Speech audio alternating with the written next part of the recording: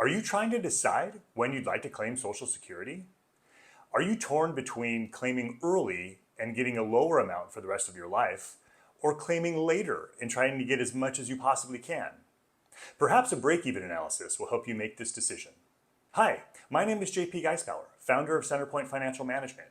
I am a certified financial planning professional, a certified public accountant, and this channel is dedicated to people trying to maximize their lives and minimize their taxes as they make the transition into retirement.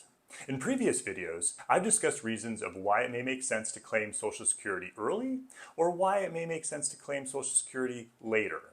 You can find links to those videos in the description below. In this video, we'll go through a break-even analysis and see how the age at which you claim can affect your benefit. But before we do this, let's discuss the general framework for claiming Social Security. Americans can generally claim Social Security between the ages of 62 and 70. For most retirees, age 67 is considered full retirement age, and that's when you will receive 100% of your primary insurance amount benefit.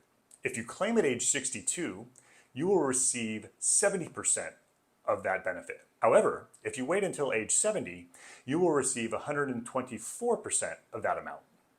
So there lies the rub. You can claim earlier and get money sooner, or you can claim later and try to get the maximum amount. As long as you live longer than your break-even age, then delaying Social Security might be the right decision for you. But that raises the question, how do we know what our break-even age is? Let's take an example. Let's take a look at a simple break-even chart for Jack. Jack's currently 60 years old, and he has an average male life expectancy of 84 years. His primary insurance amount at full retirement age is $3,000. Here's the graph depicting the total cumulative amount of Jack's Social Security benefit by Jack's age. The green line shows the activity if he claimed at age 62.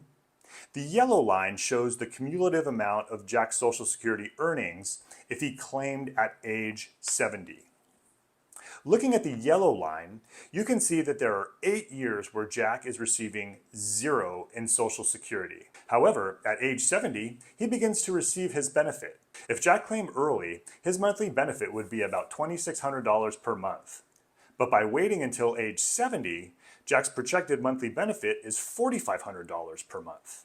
Because he waited until age 70, the amount he is earning every month is greater, and the yellow line has a much steeper slope than the green. By age 79, the yellow line will overtake the green line, meaning that if Jack lives longer than age 79, he will earn more in Social Security by delaying. The analysis stops at age 84. Why? Because that is the end of Jack's life expectancy in this particular example.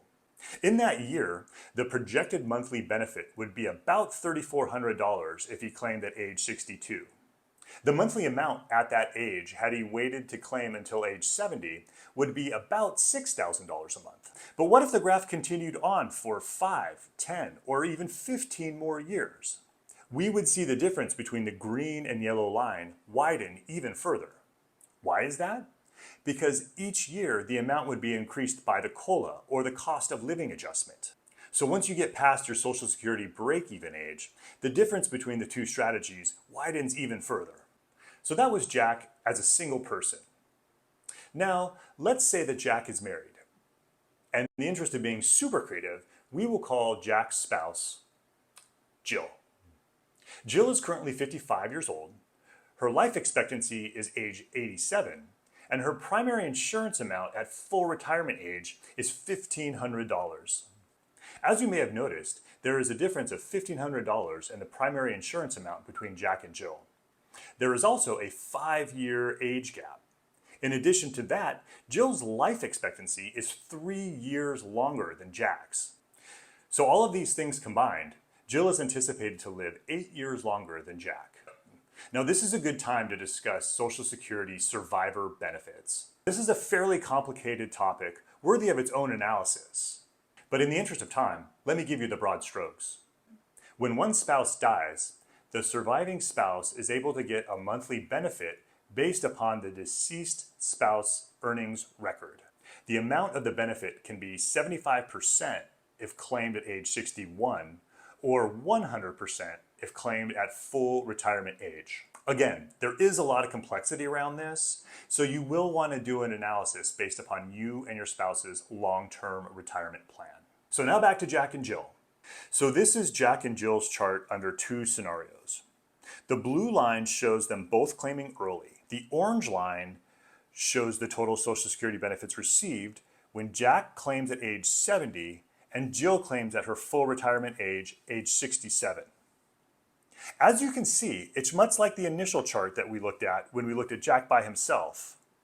However, because Jill has a longer lifespan and is expected to live 8 years beyond Jack, the fact that she's able to claim on his Social Security record just has that much greater a benefit given the time frame. So what is the takeaway here? By running this break-even analysis, you give yourself more data as to when is the optimal time for you to claim Social Security. But there are two key points to consider. Number one, make your decision about claiming Social Security based upon your long-term retirement plan. There is not a one-size-fits-all strategy to claiming Social Security. Make sure you evaluate your, and if applicable, your spouse's situation to make the decision that is right for you. There are so many factors that go into this decision. Age, health, earnings record, whether or not your earnings were subject to Social Security, previous marriage, cash flow needs. All of these different factors should be considered as you're making your decision to claim Social Security. Do the analysis and make the decision that is right for you. Number two, understand your advisor's bias. A recent CNBC article indicated that affluent households that work with brokers typically claim Social Security earlier than those that don't. Now, there could be a lot of different reasons for this, but there's one that probably deserves mentioning. Most brokers charge fees based upon the amount of assets that they manage. The higher the amount, the greater the fee. Now, if you're going to be delaying claiming Social Security, you may need to draw down those assets to help you make it through the years where you don't have any of that Social Security income coming in. Also, if you're claiming early and don't necessarily need the additional money, you may decide to put that money right with your broker so that it can earn the investment returns to which you are accustomed. Both of these scenarios result in the broker having more assets to manage. But is it the right decision for you? In the context of your financial plan, does it make sense to claim early? Or should you wait?